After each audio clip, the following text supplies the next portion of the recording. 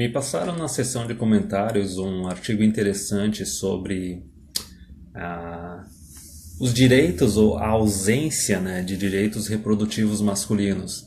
É um artigo bem curto aqui, eu vou dar uma lida e vou fazer uns comentários a respeito. Então, para começar aqui, ó, ele é atual, fala do direito de não ser pai. Quando se estabeleceu que um doador não tem direitos e os deveres de um pai, embora dê a conhecer a sua identidade, abriu-se a porta para que um homem possa reivindicar o mesmo estatuto quando uma gravidez aconteceu sem ou mesmo contra sua vontade? Então assim, ó, eu vou começar já tirando o band-aid já bem rápido. O homem ele não tem o direito de não ser pai, tá? Eu já percebi isso lá em 2011, quando estava tendo aquela campanha da Mulheres contra o Feminismo, que elas simplesmente pegavam um cartaz, escreviam uma frase genérica e faziam uma selfie só para pagar de não feminista para conseguir atrair homem, tá? E naquela época estava tendo um debate aqui no Brasil, de novo, né, o debate da legalização do aborto. E eu acho que na época era por causa dos anencéfalos, alguma coisa assim. E muita gente falou que, olha, se a gente vai ter a mulher vai ter o direito de abortar a criança, de matar a criança, o homem tem que ter o direito de não assumir. E quando alguém citava isso, não tinha conversa. Era aquela ideia de que o homem não pode abrir mão da sua responsabilidade e tudo mais. E nesse artigo a gente vai ver a hipocrisia. E assim, ó, primeiro detalhe, né? Se o cara é doador, a identidade dele tinha que ser protegida. Isso já não foi protegido. E a parte da gravidez, quando acontece contra, sem a vontade do homem, a questão é a seguinte, a mulher tem mais de meia dúzia de contraceptivos. A mulher ela pode muito bem enrolar um cara. Então assim, que nem eu disse, não quer ter filho, faz vasectomia. Não fica na mão de uma mulher, assume a responsabilidade pela tua reprodução, já que o Estado está contra ti e a mulher vai querer essa responsabilidade só para ela, e depois ela ainda vai querer o teu dinheiro. E a outra coisa que eu quero dizer nesse vídeo é o seguinte: não doe esperma, tá? Deixa os bancos de esperma falirem, dane-se, porque a questão é a seguinte: o governo ele não está protegendo nem o teu anonimato quando tu faz uma doação num banco de esperma, tá? E o próximo passo além disso é quererem, além de não proteger o teu anonimato, se a mulher passar necessidade, a mulher que engravidou com a tua doação, e ela for para o governo pedir auxílio do governo, o governo vai dizer não, tu tem que sustentar. Mesmo tu não tendo tido nenhum relacionamento com a mulher, tu não fez sexo com ela, tu não engravidou, tu doou esperma para tentar ajudar. É por isso que muita gente no canal, na seção de comentários do canal, fala que tu não tem nem que tentar ajudar a mulher. E tá certo. Isso daí me lembra lá em 2011, que estava tendo uns diálogos do A Voice for Men com a Erin Pizzey, que é uma mulher já idosa, antifeminista desde a segunda onda feminista, porque ela reconheceu que ela tinha uma posição de privilégio. Ela estava em casa cuidando dos filhos, enquanto o marido tinha que trabalhar e sustentar tudo. Então, na década de 60, ela já viu que o feminismo era babaquice. E daí, quando falaram para ela o seguinte, que nos Estados Unidos os bancos de esperma estavam falindo, estavam fechando porque os homens estavam decidindo não doar mais esperma, a Erin Pizzey ela falou, genial! Ela falou, os homens eles têm que fazer isso. Porque as mulheres passaram décadas falando aquela frase célebre que a mulher precisa de um homem da mesma forma que um peixe precisa de uma bicicleta. Então ela falou que se as mulheres estão dizendo abertamente que não precisam de homens, os homens também têm que dizer abertamente que não precisa de mulher e não tem que ajudar a mulher. Então vamos continuando aqui um pouco. Em 2012, uma tese de mestrado acendeu a polêmica. Jorge Martins Ribeiro, no âmbito de formação em Direitos Humanos na Universidade do Minho, defendeu que a partir do momento em que a lei portuguesa permite que as mulheres podem escolher abortar ou não abortar, impunha-se que também autorizasse os homens a recusar a paternidade. Totalmente lógico. Se o poder de decisão está todo nas mãos da mulher, e a mulher tem o direito de matar o bebê, vamos falar sério, matar, não é abortar, não abortar, é matar. Se ela tem o direito de vida ou morte sobre a criança, e ela tem o direito de poder escolher se quer ou não se tornar mãe, o homem tem que ter o mesmo direito também. Digamos, se a mulher quer ter a criança, beleza, ela vai ter sozinha, ele vai assinar um documento e não vai ser responsável pela criança. Mas isso é uma coisa que eu já tinha percebido lá em 2011 a respeito dessa questão do aborto, que é o seguinte: Nenhum país onde o aborto foi legalizado, e a gente tem países que já é legalizado há quase 50 anos, o homem ganhou o direito de não assumir. Tu não tem direito reprodutivo, tu não tem liberdade reprodutiva. Porque o governo sabe que a hora que uma mulher dessas, que resolveu se tornar mãe solteira, ou pegou esperma numa clínica e fez a fertilização artificial e tal, se tornou mãe solteira também através da doação de esperma, a hora que uma mulher dessas passar necessidade, ela vai ir atrás do governo e vai pedir auxílio do governo. E o governo, para se preservar, tá, não desperdiçar, entre aspas, dinheiro público, o que o governo vai fazer? Vai meter nos homens, vai crucificar eles. Então tu não pode nem querer ajudar, e tu tem que entender, o governo tá contra ti, tá? É por isso que o homem, sinceramente, eu acho que ele nunca vai ganhar o direito de recusar a paternidade, tá entendendo? E também por essa razão também tu não tá protegido nem quando tu doa. Continuando aqui, ó. Criticava a justeza da imposição de uma parentalidade não desejada, assente na política do fato consumado, de imposição da paternidade a partir da verdade biológica, o que por às vezes acabará por não servir as pessoas envolvidas, muito menos a criança, tá? Porque lógico, a gente sabe o quanto é negativo para uma criança um pai que não queria ter a criança, que não quis conviver com ela e tudo mais. Mas dane-se, né? Misandria, tá ligado? O negócio tem que focar só no interesse da mulher. Sendo assim, argumentava, o pai deve poder recusar os efeitos jurídicos daquela paternidade, com base nos mesmos argumentos que vigoram na possibilidade que é dada à mulher de abortar, sejam razões de ordem econômica, profissional ou simplesmente porque não quiseram ser pais. Então, aqui é que está um outro ponto, tá entendendo? Porque assim, ó, a parte econômica e profissional, a de simplesmente não querer ser pais vale para os dois lados. Só que a parte econômica e profissional, por que ela pega muito mais no homem e é um argumento muito melhor para o homem para dizer que não quer ter filhos? O homem não tem a opção de simplesmente ficar desempregado na casa dos pais indefinidamente. Cedo ou tarde ele é colocado para fora. Ele não tem a opção de virar um dono de casa e ficar desempregado sendo sustentado pela namorada ou pela esposa. Ele vai ou tomar um pé na bunda ou vai tomar um divórcio. Tá entendendo? A mulher ela tem a opção de continuar na casa dos pais. A mulher ela tem a opção de se deixar ser sustentada pelo namorado ou pelo marido. E ela tem a opção de se tornar dona de casa. O homem não. O homem ou ele ou vai ou racha, entendeu? Ele tem que dar conta de si mesmo, ele tem que ser responsável e ele tem que ser independente. Então, o argumento de que o homem tem que ter o direito de não querer ter filho, de não querer reconhecer a parentalidade, para o homem é muito mais válido do que para a mulher. Só que naquela época, uns 11 anos, em 2011, eu já tinha percebido que não ia rolar, entendeu?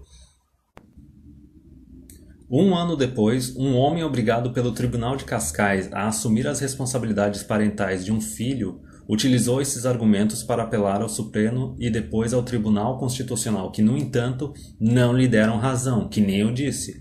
O governo ele vai ficar contra ti, ele vai ficar do lado da mulher, não importa quantos direitos ou quantos benefícios elas tiverem a mais do que tu. Então tu tem que se proteger. Para o TC, justificava-se o tratamento diferente do pai e da mãe. O comum dos mortais compreende a lógica da argumentação, mesmo que possa não concordar com a premissa inicial, ou seja, que o direito da mãe sobrepõe-se ao do feto. Então aí que está o detalhe. O direito da mãe sobrepõe-se ao do feto. Ela pode até matar o feto, não tem problema. O homem não tem que ter direito nenhum. Só que olha a hipocrisia aqui. Que só depois de nascer se torna sujeito de plenos direitos. Então assim, ó. Nota o ginocentrismo nisso daí, tá? Quem é que decide quando vai ser um ser humano, quando não vai ser um ser humano? Quem é que decide quando que vai ter direito, quando não vai ter direito? É a mulher. Eles estão claramente deixando aqui explícito que é a mulher que decide o que é um feto e o que é um ser humano. Foda-se o direito do homem, foda-se a lógica, foda-se a biologia, entendeu? Quer dizer, enquanto tá na barriga da mãe, ela pode fazer o que ela bem entender. Pode fumar, pode beber, pode se drogar, pode tomar um chute na barriga, cair das escadas para ver se a criança não nasce, pode abortar usando dinheiro público e auxílio do governo, só que depois que nasce, Aí não, aí o homem é obrigado a assumir, tá ligado? Aí o filho tem direitos e a mãe tem direitos, ó. A partir de então é a criança que tem direito aos pais. Esse argumento do direito aos pais é o mesmo argumento que utilizaram para quebrar o anonimato do homem que faz doação de esperma. E não o inverso, o que legitima que, mesmo contra a vontade do pai ou da mãe entre aspas, porque ela já tem o direito de abortar, o Ministério Público procure descobrir quem é o progenitor em falta, impondo-lhe que reconheça e assuma, se não o seu cuidado direito, pelo menos o seu sustento. Então é aí que está o detalhe, essa parte do pelo menos o seu sustento é muito importante porque é a seguinte: não importa se a mulher te enrolou e falou que estava tomando a pílula, não estava, entendeu? Cometeu uma fraude de paternidade e engravidou sem a tua permissão, sem o teu consentimento. Não importa se tu fez uma doação de esperma para tentar ajudar a mulher que quer ser mãe. Eles não estão reconhecendo que tu tem direitos de pai. Tu não vai ter o direito de conviver com essa criança, tu não vai ter direito a uma guarda compartilhada. Tu não vai ter autoridade nenhuma sobre essa criança. Mas eles vão exigir que tu sustente. A decisão é toda da mulher. A mulher tem auxílio do Estado para matar a criança se ela assim quiser. Só que depois que a criança nasce, a mulher e a criança são os coitadinhos e o governo está pronto para dar todas as ferramentas para meter no homem. Contudo, havia uma estranha exceção. As crianças que resultavam de doação de esperma ou ovócitos, esses bebês continuavam para todos os efeitos sem a possibilidade de reconhecerem a identidade dos seus progenitores biológicos. Então, aí que eu estou falando. É a brecha que quiseram utilizar para tirar as proteções e os direitos dos homens que decidem fazer doação de esperma e ajudar as mulheres. Tu não tem que ajudar. Recorreu-se de novo ao Tribunal Constitucional que já em 2018 pôs fim à doação anônima. Se a doação não é anônima, por que diabos tu vai doar? Mas criou um regime novo para os doadores. Os filhos têm acesso à sua identidade, mas os doadores não possuem quaisquer direitos ou deveres para com eles, entre aspas. Tá entendendo? Mas ainda assim, se tu não tem direito ao anonimato, à tua privacidade, quem é que vai querer doar esperma para depois ter dor de cabeça? Entendeu? Eles estão deixando uma brecha, uma porta aberta para o homem ter que se tornar responsável depois. Porque daí se os filhos forem problemáticos, eles têm a identidade do pai, a mulher tem a identidade do pai também. Lógico que essas crianças vão atrás do cara para dar dor de cabeça para ele, para tentar sugar alguma coisa dele. Estava a pensar nisto tudo quando me ocorreu: se é assim, por que é que um homem que consiga provar que objetivamente foi utilizado como doador ao vivo e a cores não pode reivindicar o mesmo estatuto? Ou mesmo algum que apareça a dizer que fez um acordo explícito nesse sentido com a vizinha do lado?